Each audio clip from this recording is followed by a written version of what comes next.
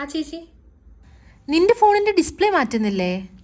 മാറ്റണം എന്നൊക്കെ ഉണ്ട്, പക്ഷേ ഈ മന്ത് കുറച്ച് ടൈറ്റാ. അമ്മയുടെ ബർത്ത്ഡേ വരിക, അപ്പോൾ ഒരു ചെറിയ ഗിഫ്റ്റ് വാങ്ങിച്ചു കൊടുക്കണം. സോ ഇപ്പോൾ ഫോൺ മാറ്റിയില്ലെങ്കിൽ അത് വാങ്ങാൻ പറ്റുള്ളൂ.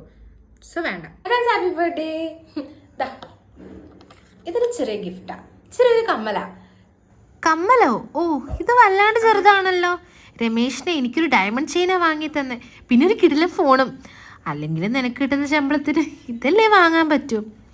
ഹാ, ഓ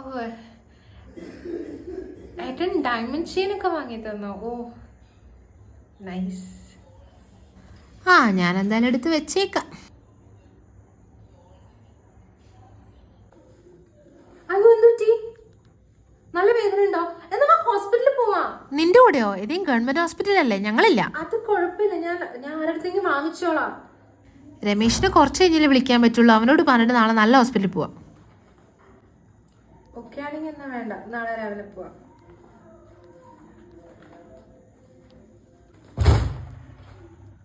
എന്തിനാ അത്രയും നല്ല ജോലിയുള്ള ചെക്കനെയൊക്കെ നോക്കുന്നത്? നിങ്ങളുടെ കയ്യിലുണ്ടോ അത്രയും കാശെടുത്ത് കൊടുക്കാൻ? അവളെ പോലെ എന്തെങ്കിലും ചെറിയൊരു ജോലിയുള്ള ചെക്കനെ നോക്കാൻ നോക്ക്.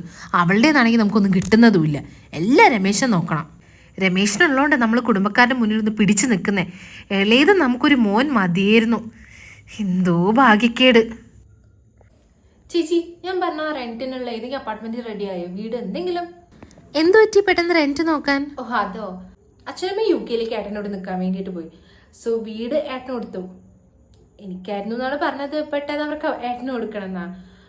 ഞാൻ എതിർപ്പൊന്നും പറയുന്നില്ല, അവർ കഷ്ടപ്പെട്ടുണ്ടാക്കിയതല്ലേ, ഞാനെന്ത് പറയാനാ. അപ്പം ഏട്ടനത് പെട്ടെന്ന് അത് സെയിലാക്കി. പിന്നെ ഏട്ടൻ വരുമ്പോൾ നിൽക്കാൻ ഏട്ടത്തിന് വീടുണ്ടല്ലോ. സോ അവസാനം ഞാൻ വഴിയാധാരമായി, അത്രേ ഉള്ളൂ. ആ, ബെസ്റ്റ്. അച്ഛനും അമ്മയും ഒറ്റയ്ക്കാവെന്ന് പറഞ്ഞിട്ട് മാരേജ് വേണ്ടാന്ന് വെച്ചു. പുറത്തുനിന്ന് നല്ല കമ്പനീസിൻ്റെ ഓഫർ വന്നപ്പോൾ അതും വേണ്ടാന്ന് വെച്ചു. ഇപ്പം അവർ നിന്നെ ഇട്ടേച്ച് പോയി. അടിപൊളി. നിനക്കൊരു സങ്കടമില്ല അല്ലേ? സങ്കടം ഉണ്ടോ ചോദിച്ചാൽ ഇല്ല. ബട്ട് എൻ്റെ എഫേർട്ടിൻ്റെ ഒരു ചെറിയ ഭാഗം പോലും അവർ ശ്രദ്ധിച്ചില്ല. ദേ ഇഗ്നോർഡ് എവറിത്തിങ്.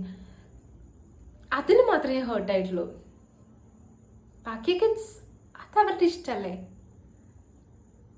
എനിവേസ് നമ്മളെല്ലാവരും ലാസ്റ്റ് ഒറ്റയ്ക്കല്ലേ.